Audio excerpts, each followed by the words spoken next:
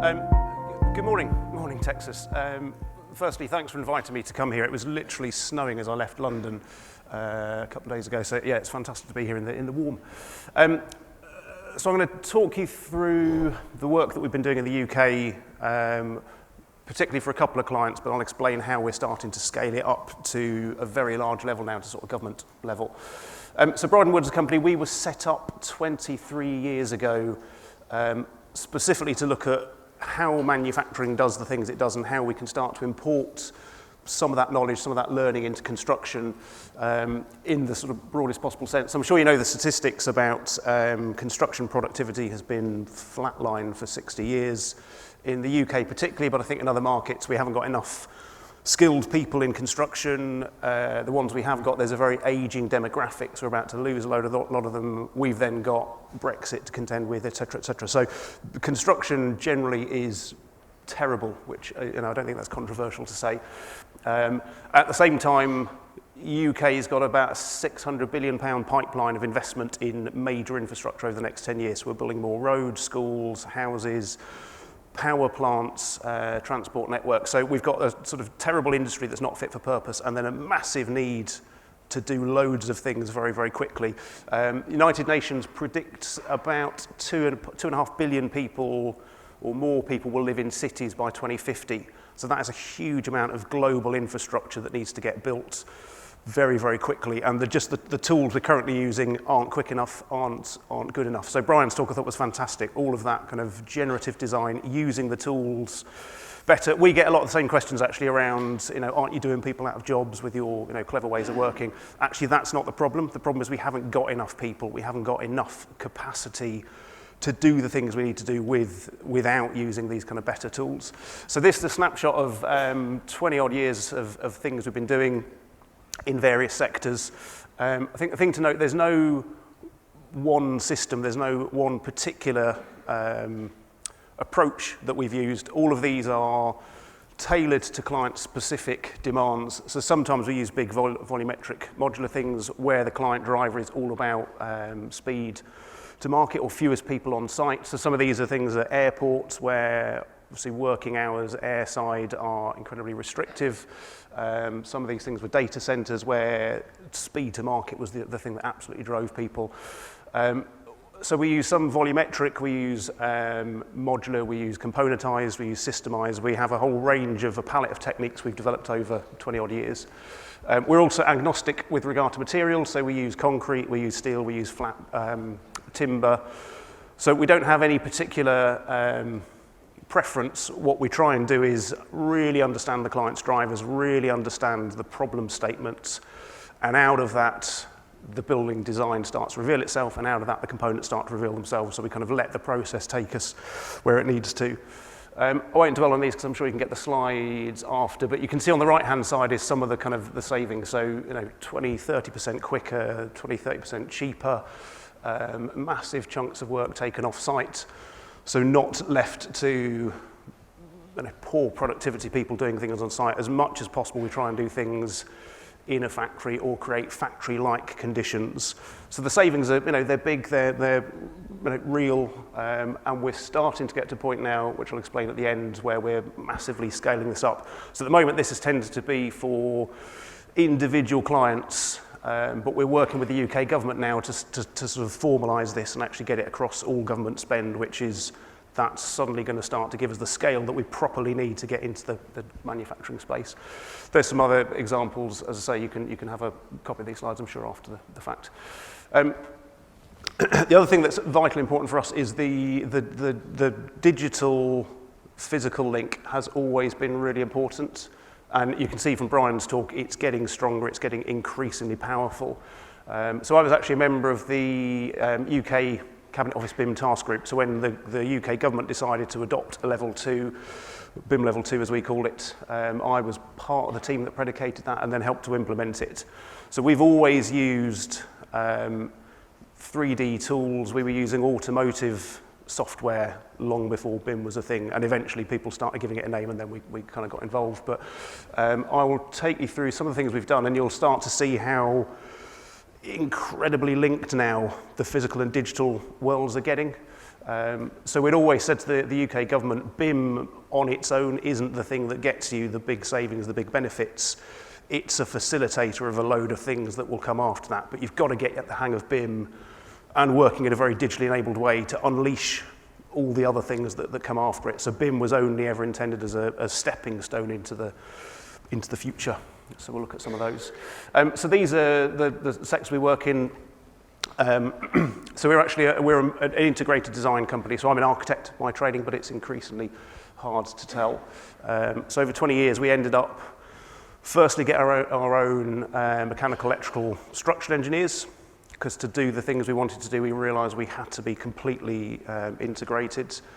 We then went through a process of basically getting annoyed that the industry wasn't keeping up with us. So we would design a solution to a problem. A client would be delighted, but actually buying that was very, very difficult because the market wasn't interested in doing the things that we wanted to do. So we started doing more and more prototyping. We actually ended up with our own factory for about 8 years. So we got to the point of thinking, to do this, we're going to have to properly do it. So we started building our own building. So for an architect to be designing the system and then owning the factory, running the factory, building the building, like that was at the time we thought that was the kind of owning the complete package. Interestingly, we don't need the factory anymore, partly because we've sort of proven the point. So we went through this process saying, look, we don't really want to be a contractor, but we will be if that's the only option available to us. What we found actually is that we don't need the factory because we've kind of proven enough that we can do these things. We're now regularly given manufacturing space. So Tata Steel in the UK have gifted us an enormous factory so we can start to build things there. And we've actually got a prison where we use the prisoners to build things, which I'll touch on later, but we're suddenly being given lots of manufacturing space by people who are dead interested in this, and we're not having to kind of push it quite so hard anymore, people coming to us. The other thing that I think is unusual for a team of architects is you'll see on their rail, highways, water, so we started getting outside of the kind of the normal buildings space and into horizontal infrastructure, which when we first turned up, we were deeply unpopular because you get a load of guys who have done horizontal infrastructure for their entire careers. You get a team of architects turning up and asking what they thought were stupid questions.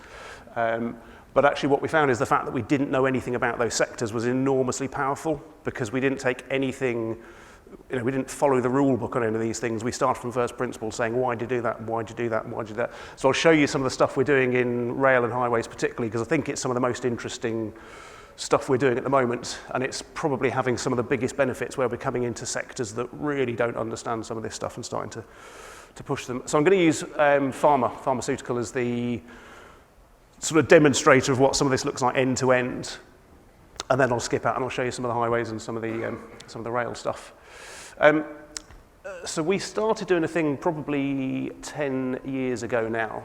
So we'd spent probably the first 10 years I would say getting very good at this kind of manufacture-led construction. And we demonstrated we could build things quicker and cheaper and all the rest of it. But we started saying to clients, look, I could do a phenomenal job of delivering like exactly the asset that you wanted, but it could be completely the wrong asset in completely the wrong place because you as a client didn't write a decent brief and didn't really understand the facility you needed. So we started doing a thing in healthcare initially where a client came to us because they planned a rollout of 25 hospitals, private hospitals. They came to us and said, look, we've heard you'll do some nicky-nacky widgets and bits of kit. That's how we want to deliver the scale of the program and get into the kind of manufacturing space, which was good. So we said, yeah, that's all right, we can do that. How do you know how to write the brief for a hospital? Because they were a sort of relative startup company. So we did a thing, first one we did call it a mathematical model, is a bit overstating it. We did some Excel spreadsheets that described how a theatre works. So the number of operations you carry out, the time to set them up, carry out the procedure, switch it over, get set up for the next one, et cetera, et cetera. And we demonstrated fairly quickly that they could do all of the things they planned to do with 5 theatres, not 6. So that's a massive capital saving, but also the managing, the running of that theatre, the cost of the equipment and things, the upkeep. We said that's actually a huge, huge saving. So they said, yeah, all right, that's interesting. What else can you do? So we started a process of engaging more and more stakeholders. So they had, for instance, one of the things that they had a problem on the previous building they'd built, the architects, so I'm going to slag off architects quite a lot through this talk, but it's cool because I'm an architect and allowed to do that. The architects said actually that they design beautiful looking buildings, not functional buildings. So the previous building that they'd had built, no one would bother talking to the catering because it's catering. I'm not going to muddy my hands talking to that lot. So they had a huge problem that the catering guys would make stuff in the kitchen. To get the things to the bedroom, they couldn't go through the main atrium because that would look awkward. So they had to take the food out, round the back, down in an elevator, along, back in and back up. And by the time it got to the bedrooms, it was freezing cold because no one had thought to plan how to get food because no one thought that was important. So we started doing a thing where we would sit with the catering guys and get them to describe quite visually how catering worked. So when we first did this, we'd say, right, tell me everything about catering. Go, it's all in there, thousands of pages of ops policies. And actually, you'd read the ops policies. Firstly, they were all contradictory because they'd been written by different people at different times. Secondly, they were generally out of date because actually a load of the real gold dust stuff wasn't in the documents. It was in people's heads, but it hadn't caught up. So we said, all right, let's scrap those. So we started doing diagrams that described how the building worked. And we'd sit with the security guy, we'd sit with the catering people, we'd sit with every stakeholder we could possibly find, get them to describe their bit of how the building worked, and had literally 15 diagrams that explained every functional aspect of the building, and said, right, so if we did a building that did that, you'd all be happy? And they said, yeah, fantastic. So actually that was the best brief they'd ever written. It was literally 15 pages, a series of diagrams, and it described everything about the building. And that has now become their sort of formal way of working. They do the same process for every building. We went from being just the architects on the first building to we now write the business case, we write the strategic brief, we develop the design, we develop the kit of parts, we do absolutely everything for this company, Circle. Actually, to the extent that the guy who was our original client has now left Circle and joined Bryden Woods because he enjoyed it so much. He said, actually, I can affect a little bit of the industry working for Circle, or I can join Bryden Wood and potentially have a much bigger impact. So eventually we kind of turned this into a thing we call chip thinking, which is a process we go through where we take buildings or processes, we break them down into sort of conceptual chunks. We get everyone we can find in the business who knows anything about this to give us all their knowledge, and we put them into things we call chips. So a healthcare example, a theatre never comes on its own. A theatre always has the anaesthetic room, clean core, clean dirty circulation, some air handling plants, some other bits and pieces. So that in our terms is a chip, and you can get loads of information from people and embed it in that chip, and we start to break buildings down into these things.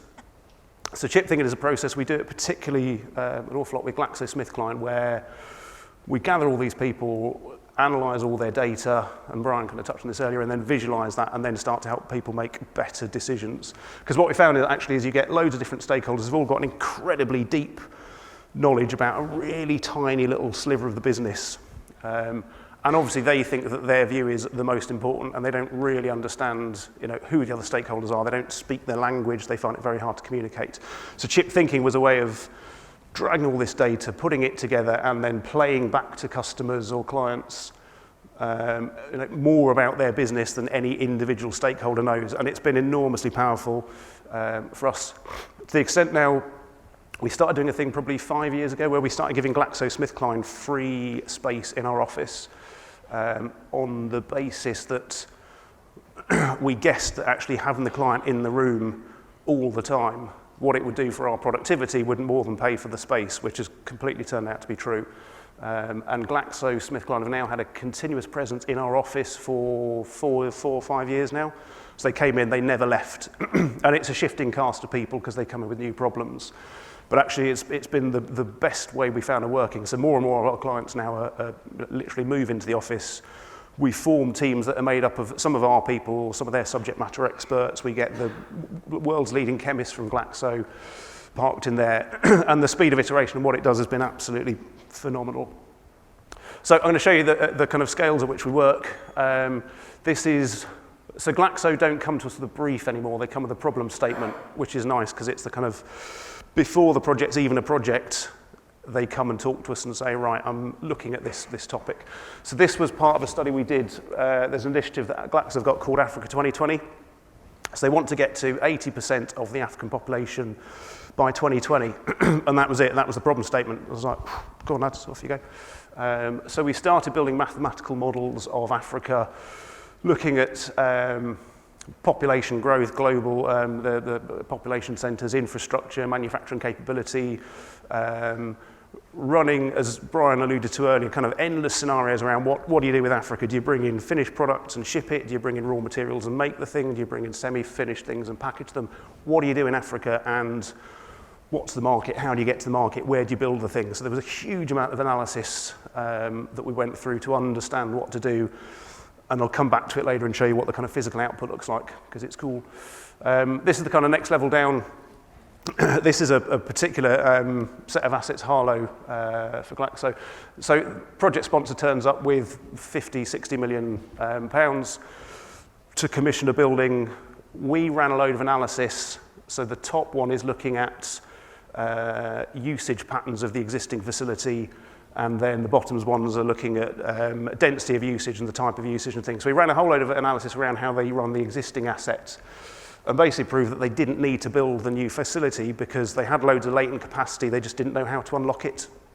So we started looking at how you could up-spec some of the rooms and make them multi-use, so for the things that they don't do very often but they need to have that capability, how to get a better room booking system. So it turned from again, this is sort of counterintuitive, you know, someone comes to an architect and says, I'll give you here's millions of pounds to build a building. We're going, you don't need a building, my friend. You need 2 air handling units, a room booking system, and 3 extra people. That is a massive shift.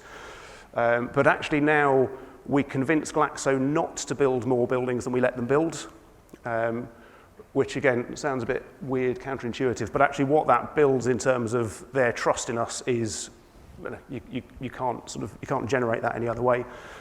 What it means is every time they do need a facility, we design the facility because we can tell them why they need the facility and what to do with it. We got audited by McKinsey a few years ago now, who were very irritated. You could tell they were sort of a bit pissed off about it, but they call it best-in-class consultancy. So actually every time we convinced them not to build a thing, 6 months later we were proven to be absolutely correct that population growth wasn't doing what it was supposed to, generics were overtaking something, there was some other thing that was happening. But I think that's probably the most powerful thing we do, is actually convince people not to build a building. I think too many people get into the solution space and start designing the building. We spend a lot of time front end saying, well, do you need a building or is there something else that we can do? This is the next level down where we've now got literally thousands of these. So we have chips that represent every bit of every manufacturing process we've encountered. They tend to have a BIM model, not that so I think lots of people have the kind of mental picture of BIM model sits in the middle and all these sort of things around it. Actually, data sits in the middle for us, and the BIM model is one view of that data, but we do lots of other things with it. But you can see we try and drag in everything that anyone knows around, you know, the utilities load, the people who work with that bit of kit. One of the best things we did, one of the earliest things we did was we modelled a particular site, and they had tons and tons and tons of power on the site. So everyone had split the power previously, split the power bill by 5. They said 5 products, split the power by 5, and that's how they were working out their cost of goods. When we started digging into it, no one had done this before. We actually started assigning the utilities cost to individual bits of kit and individual processes. What we demonstrated fairly quickly was actually one of the products was using most of the power. So saying it's not the fact you don't happen to have tons of power on this site, you need loads of power because that product uses tons of it. And it actually completely shifted their understanding of the product. It wasn't nearly as profitable as anyone thought it was. And they were about to build a load of factories in Africa to make it, and we're going, no, that's a really bad idea because actually you don't have the infrastructure, you can't physically build it. So again, just getting down to this kind of level of analysis has helped them make fantastic, better decisions. So that's the view of one of the chips. On the right is all the data that's appended to those.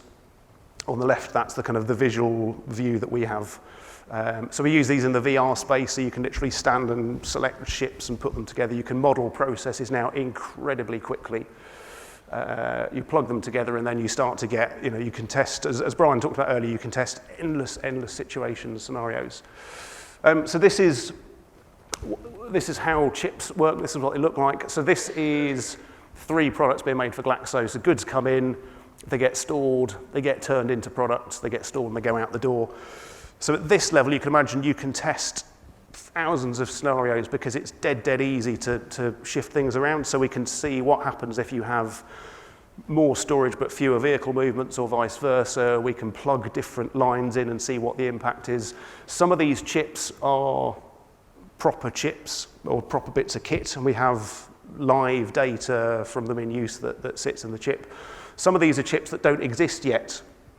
So sometimes we'll plug a thing in and say, if you had a piece of kit that did this, this would be the impact on the business. You need this bit of kit. So go and talk to Siemens or GE or whoever, and let's develop that bit of kit. So again, sort of Brian touched on this earlier, we can do the kind of what if scenarios, and we can test loads of different things. So we very often have kind of 40, 50 scenarios live at any one point. And as we learn more about the problem, we gradually sort of knock things out. The search area gets smaller, and we kind of gradually converge on what everyone agrees is the best way of working, which is quite nice. So the other thing we do is, what we found is when you do the initial problem understanding, everyone will tell you everything they know about the problem, but they can't necessarily tell you what the answer is. So we started doing a thing we call of sort of rapid iteration, where what we found is no one can tell you what a good answer is, but everyone knows a crap idea when they see one. So we started doing a thing where we'd just deliberately punt out bad ideas in the sort of try thing, and everyone would go, well, I wouldn't do that. And you go, right, why not? They go, well, because that's wrong. And you go, right, so good, what have we all learned from this? Let's try it again. So we've now got into a space that we talk about kind of failing fast, rapid iteration. Again, having the client live in the room, we will test endless situations, weed out all the bad ideas, and again, we sort of gradually get down to the optimum solution. This is, Brian will recognise this is Dynamo visual scripting. So the next thing we can start to do is codify some of those things that we're learning. We can start to write scripts that will then generate the ideas and test the situation. So we're starting now to get much more parametric in the way that we work.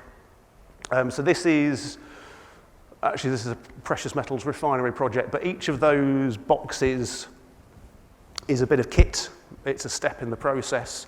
Some of those we know everything about because they're existing bits of kit. Some of these are new bits of kit that don't exist yet because the technology is emerging. But every time we learn something more about it, the entire model flexes to accommodate that, so that all of these processes know how they're linked.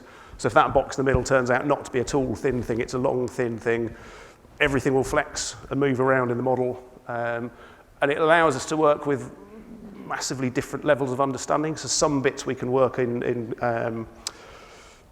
almost fabrication level of detail, while other bits are completely conceptual, but the model constantly updates itself every time you learn something.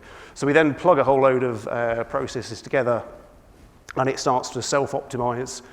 So for most of our clients, particularly Glaxo, actually the building is a bit of a nuisance. Like Glaxo aren't in business to build things, they're in business to make people better. They happen to need buildings to do that. But actually we can spend loads and loads of time really understanding the process, optimizing the process, making the factory work as hard as it possibly can. And then at the end you're going to go, and we'll stick a building around it to facilitate that. But actually the more time we spend at this front end, the easier all the back end stuff becomes for us. So these are some of the outputs from a sort of typical feasibility study for Glaxo. So again, deliberately dead visual. This is looking at, this is making predictions into the future. So we never now just design a building, we design a series of buildings that will expand and change over time. And they deliberately, you can see the colours fade out the further it gets into the future because the less we know about it. And none of the guesses will be completely correct, but at least we have a better idea than not trying to guess. And at least we have a plan for what to do when the building expands and changes over time. So we do this more and more now. We're building a hospital for Circle in Birmingham on a really prestigious site. And it's designed in 12 phases. There's the building that Circle can afford now. And as it generates revenue, it pays for itself to have another theatre, then first stage recovery, second stage recovery, bedrooms. So the building changes over time, and it's designed to expand without affecting the day-to-day running of the building. And it's because we do all of this kind of endless iteration looking at future scenario planning. We can then do things like this is because we have all the chips that have all the MEP. Once you've modelled all the processes, you can then predict the amount of kit they'll need now and in the future. So we can plan for expansion over time as they need to add air handling units and things, so we can design the building with future flexibility. And we can now do a pretty good job of predicting the cost of utilities. So bear in mind that we are nowhere near designing a building at this stage. So we don't actually know what the building looks like. We don't necessarily know where the building will be, but we can tell you how much it will cost to run. We can tell you what will happen if the cost of electricity changes, if the cost of water changes. We can then use that to design the system. So if we know that electricity is particular sensitivity in a bit of the world, we can design the cooling systems so they don't use as much. So we start to make, again, very, very front-loaded decisions based on the analysis of all the data. The other thing that's dead important to us is that we model numbers of people. So I'm sure you know the stuff construction cost is 1 unit, facilities management cost is about 4 times bigger, staffing cost is about 3 times bigger than that. So it's about, in healthcare, it's about 12 times, over the life of building, the staffing cost is about 12 times as big as the construction cost. So forget the construction cost. If you're not nailing this sort of stuff, you're missing huge opportunities. The other thing you'll see on the bottom right there, it's got a little Will Redman IQ thing. We started doing a thing which really spooked people out, but it was quite interesting, where we found when we'd ask a series of subject matter experts a load of questions, they would give you they'd tell you with the same level of confidence actually whether they knew the answer because they've done this thing for 30 years, or whether it's a complete guess because they didn't think it was acceptable to say, I don't know, I'll have a guess. And what we found when we ran the mathematical models is you'd get some really bonkers results. And when you started twisting the dials, you'd find that certain bits of information were incredibly sensitive or had a massive impact on the overall model. And some of them were the ones where people were guessing. So we said to Glaxo, first we're going to note everyone who tells us anything about the project. And just the fact of saying, what's your name? I'm going to write your name down, makes people think a bit harder before they answer the question. And then we color-coded the certainty of their information. So we said, it's fine to guess as long as we know you're guessing. And then you run all the models and you twist all the dials, and certain things you can do that, nothing happens. You go, right, you can be out by a factor of 10, doesn't matter. Other things are incredibly sensitive, so we can then say, right, that one's important. Let's put some time and effort into understanding more about this and get it from a guess to something more sensible, which means that we don't have the same level of risk and contingency across the project. There's some things which we know are guesses and we don't care about. There's other things that we can be incredibly detailed about.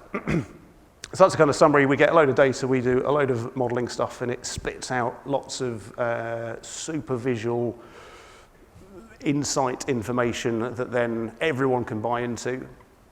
And these are the benefits that we're seeing with it. So faster option appraisal, because now we've got chips, we can model things incredibly quickly. Literally within a couple of hours now, we can model a new process, and you can go into VR, you can go and stand in it, you can go and work in it for a little bit. Joint decision-making and accountability, because everyone is in the room at the same time, everyone feels invested. So we don't have a thing where we do some design and we play it back to the client. We have a situation where everyone was involved in creating the model, testing the model, everyone feels like they've been represented. Leaner contingencies, as I talked about, because we know where the risks lie and we know where we've had to guess things. Optimized procurement, which I'm going to talk about in a second. Flexible agile solutions, that's massively powerful for Glaxo, the fact that we now design buildings in 4, 5, 6 phases, and we have a plan for how to change them over time. And better decision making, because everyone can see that everyone's view has been represented. So that's the early stage design bit. I'm going to miss out the bit in the middle, which is where we actually design the facility. This is the back end, this is how we deliver those facilities now. So we've developed for Glaxo this kit of parts. So the bottom one, that's our kind of virtual warehouse of components. There's a list of them on the left there. So they're massively parametric. So every facility is bespoke, but it uses standardized processes and relatively standard kits of parts. The thing on the other side of the line is the packaged version of each of those. So all those components are designed to fit inside ISO shipping containers. And that's what they look like. So the computer knows not only how big the component is, but how big it is when it's packaged and when it's ready to put into a shipping container. So you can put them into virtual shipping containers and get yourself a packing list. The reason we've done that is because we're building these things all over Africa. Sometimes they have the capability to make the components in country, in which case we do. Other times they physically can't make the bits because they don't have the skills, in which case we go to the next nearest place where they can make the bits, get them made there, put them in shipping containers, and then bring them to site, and they pop out. We call it factory in a box for obvious reasons. So we've now got this kind of virtual warehouse of every component Glaxo need to build any building anywhere, which is nice. They all come with, you can just see at the top there, instructions. So every component knows how many washers it needs, how many nylon nuts it needs, and it's got a little series of assembly instructions. So you can literally model a building, print out an instruction manual, and there'll be 1 million steps. But if you follow those steps, you will build yourself a working pharmaceutical facility with literally like a spanner and maybe an Allen key in it. That's about it. This is antibiotics for Nigeria. So this is one of these buildings that's modeled in multiple phases. So the top one is the building that they're building now. Bottom one is the building they probably need in about 10 years. But we'll see. But it allows us to do things like we can say to them, look, in 10 years, you're going to need that. So do you want to pay for a load of extra resilience in the infrastructure? Do you want to pay for too much power now, but know that you've got it ready for 10 years' time? Or do you want to leave it, and in 10 years, you'll have a nightmare thing, you'll have to get a generator, and it'll be a bit of a pain in the arse, but at least you know that's coming. So we work with clients to make very, very informed decisions, really plan how to do this, and then design into the future. But to do that, that is literally a fabrication quality model. You could, we do order things off that, you can build off that. That is everything you need to know about that building.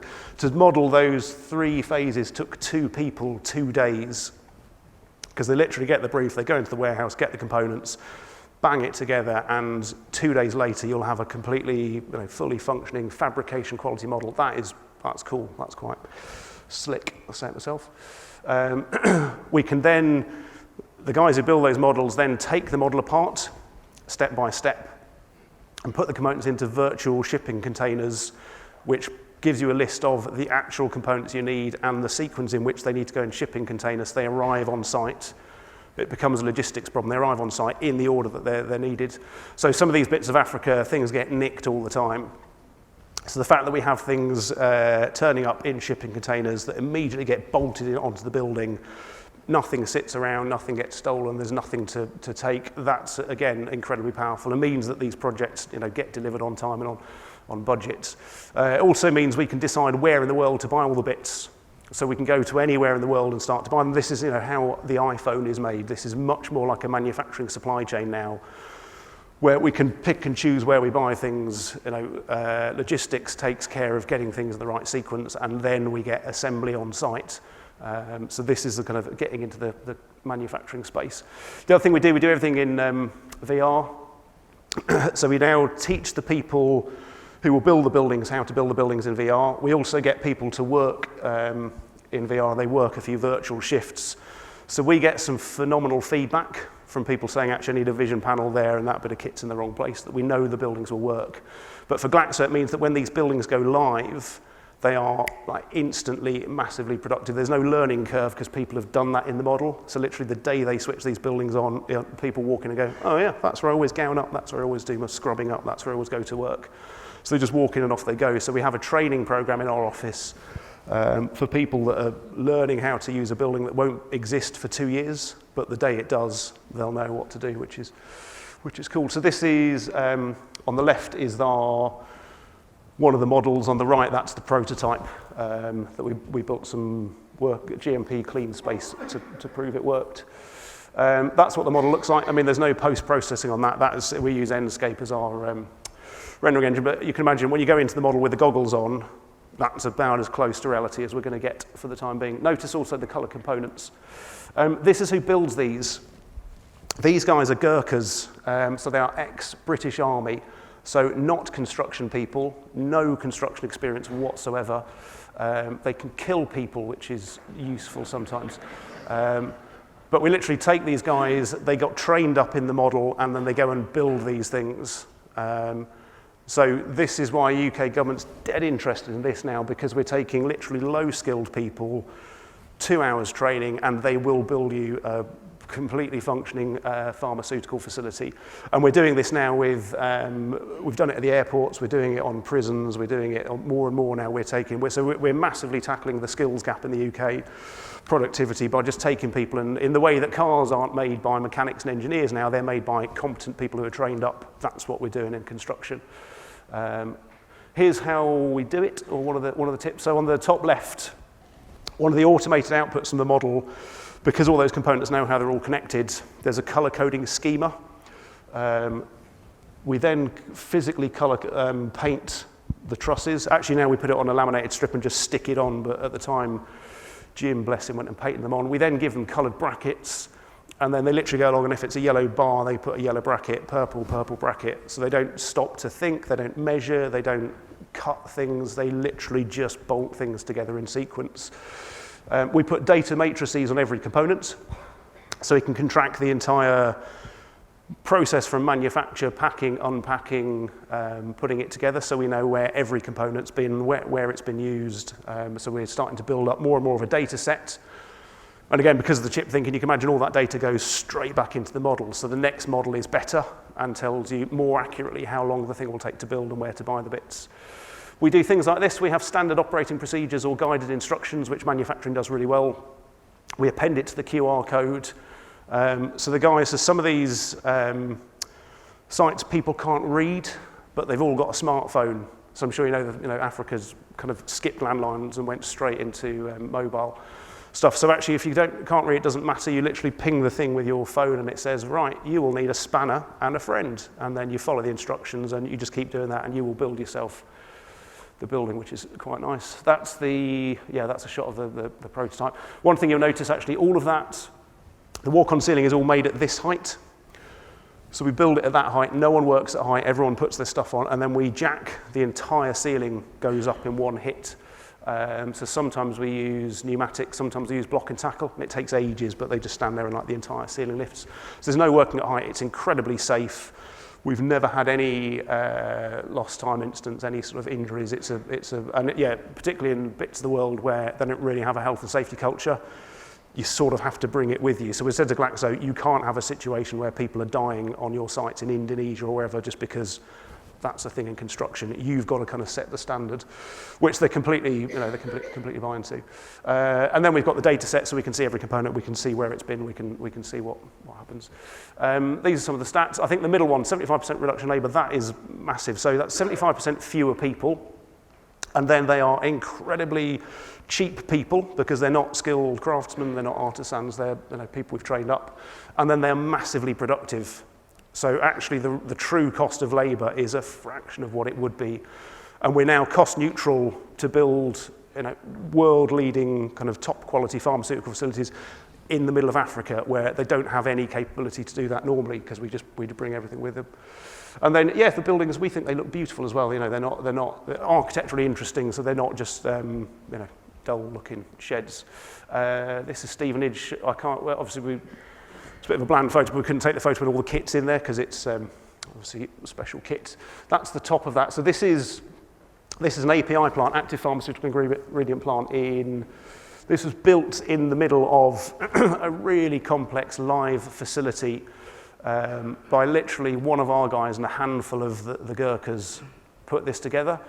It should have been the most complex place in the world to build anything because you're smack in the middle of a very, very complex live pharma facility, and they literally went in the shed, built all the bits incredibly quickly, and it's now running, making life-saving drugs. So that's good, and you can see all the coloured components in there.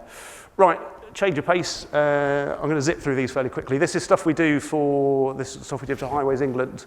So they came and said, can you do us a BIM library? And we said, we can, but that's a bit dull. We'll probably do something interesting with it. So this is a sort of typical thing now. We started just developing their kind of data-rich components, and you'll see there we've got all the vehicles, all the maintenance things, so we built into all the components actually their entire life cycle of maintenance, operation, etc. We then made the components incredibly parametric. So at the moment, or prior to this, every gantry was designed from scratch as though no one had ever designed a gantry before for the motorways. And there was a cottage industry of people just endlessly designing these things over and over again and getting paid to do it. So we said, that's a bit stupid.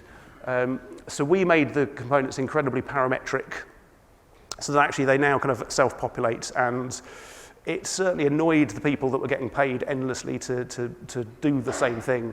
But you can imagine this is now having a dramatic impact on the amount of money highways are prepared to pay for design, and they're putting the money into much better uses. We then made the components super parametric, or the assembly is very parametric. So when you drop these in, they take up the shape of the road and they start to adjust to the context.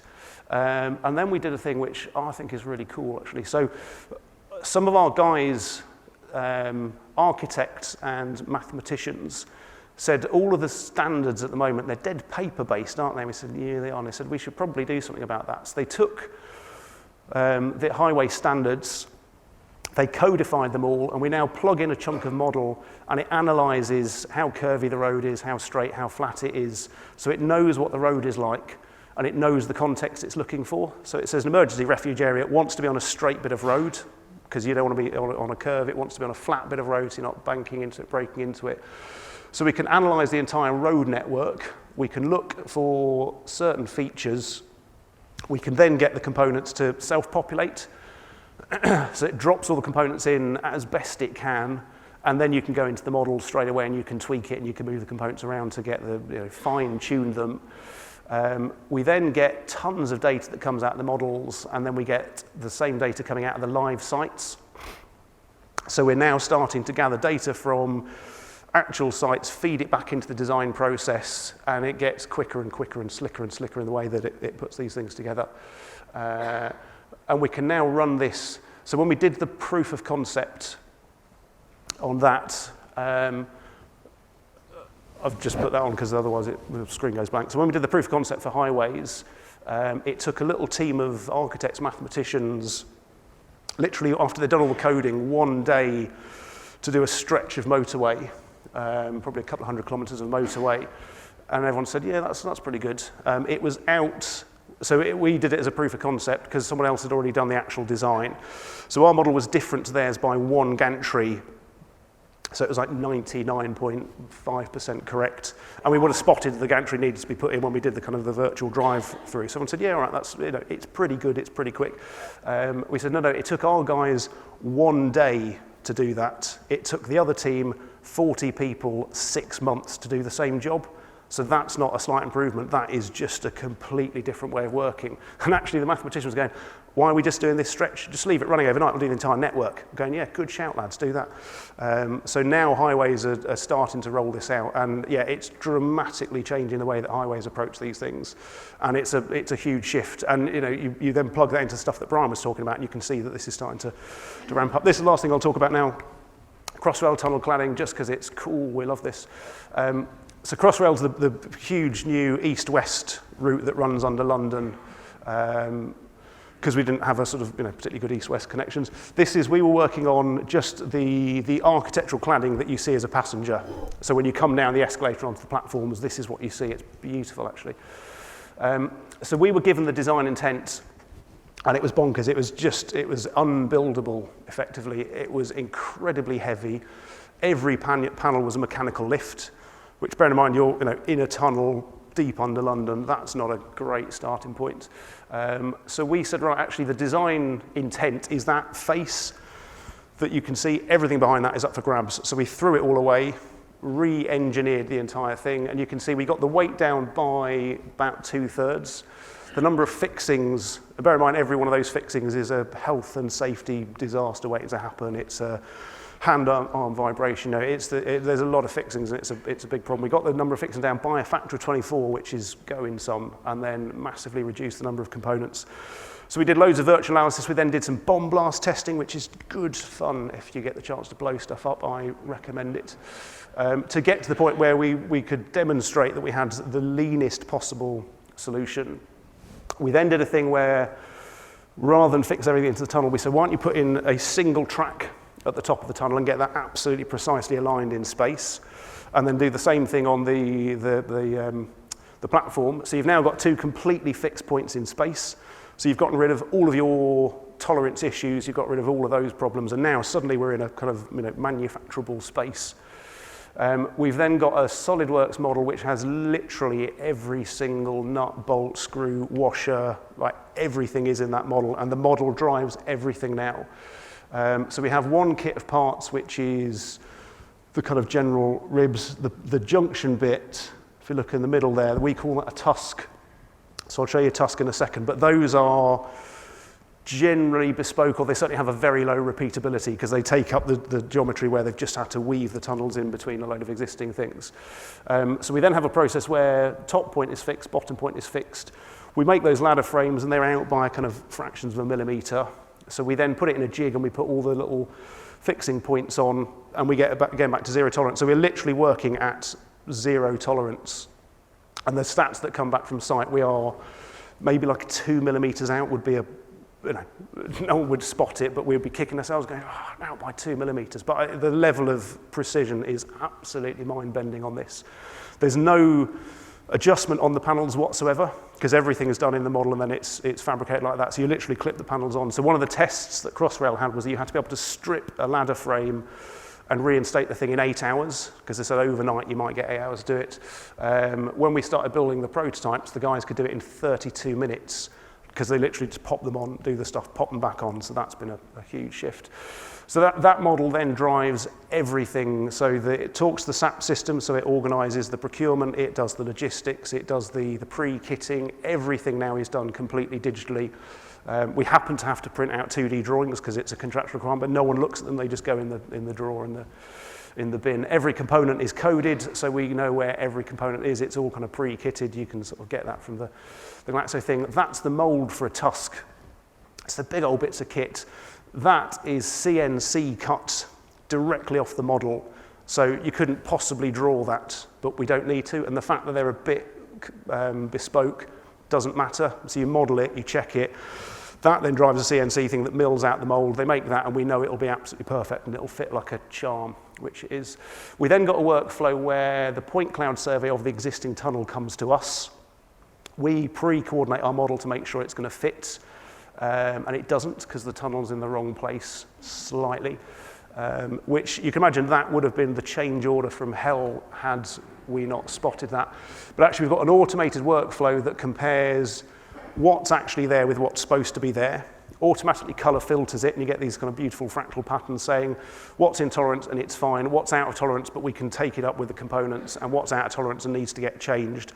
That then goes to an iPad, and a guy stands and goes, right, lose that bit, lose that bit, lose that bit. So we've pre-coordinated so we know the components are going to fit because we've checked in the model, which is a huge step forward. We then model the lifting frames. We do the swept path analysis to make sure it's going to fit. We pre-build the thing and make sure everything's going to work like a charm, which it does. And then this is the finished tunnel. So it looks amazing, but the fact that you can do zero tolerance fabrication and mass customization on a massive piece of infrastructure deep underground, smack in the middle of London at this scale, that is cool. That is one of the best things I think we're doing at the moment. And you literally couldn't have done that workflow 3 years ago. It's taken all of these digital tools to get to a point where they suddenly mesh and suddenly you can do all of this stuff. And it drives. So when we started doing this, everyone thought the limiting factor would be how quickly those guys could put up the components.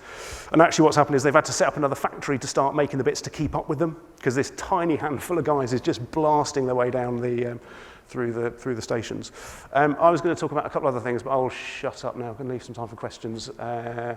One thing we'll say, we've put out a couple of books last year, which you can happily download. There's another one coming out on Thursday, which explains all of the stuff that I've talked about in buildings and infrastructure, and kind of shows you where we're up to. And if you look on the website, Thursday, the next one comes out, which is a deeper dive into standardised components that we're now developing for the UK government, which are getting, that's about to be very, very exciting, the scale at which the UK government's working.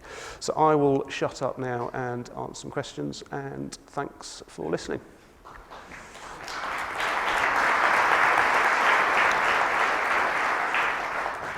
Jaimie, thank you. That was just fascinating. So we do have some questions. One of them that I would like us to address first is, of all the people that you have employed in your company, you've mentioned the word mathematician twice. Yep. How many people are there in your company, and how many of them are mathematicians, and what other kind of non-traditional roles Good question. do you have? So we've got over 200 people now. I mean, it's changing every day, but it's over 200. About 25 of them are coders, mathematicians, chemists, financial people. We've got a geophysicist. We did have an astrophysicist. That team actually is one of the quickest growing teams, and that capability, we're getting more and more needs to be able to do those things. So it started off with a few very niche architects, but that had an interest in generative design and kind of coding, and then more and more of them have started to join. So we're getting quite a reputation now, actually. There's people leaving other big companies to come and join that team. So I think Foster's have got a few of these people, but I think they're kind of used as a bit of a showcase. I think they're not really let loose on anything. So you guys actually let them be part of the team. Central to everything we do. Okay, and then on the human side, there must be some roles about, you know, how to interview all those people, how to aggregate. So describe some of those jobs. From our sort of HR team, it's quite an organic process, actually. So we've had one nice thing that's happening is we used to really struggle to find the right sort of people, and we had to put a huge amount of effort with it. I used to interview 30 people to find the one person for a particular role.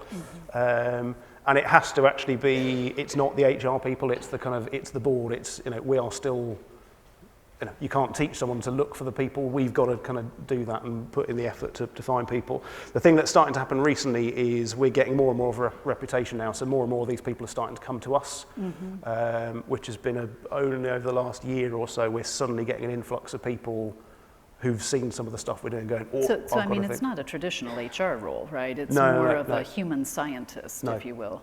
One thing we do, which, I would say fairly entrepreneurial, one thing we have done in the past is we've literally hired people who we didn't know what we would do with them, but they were just incredibly bright. We thought, we'll have you, just because I don't want someone else to have them.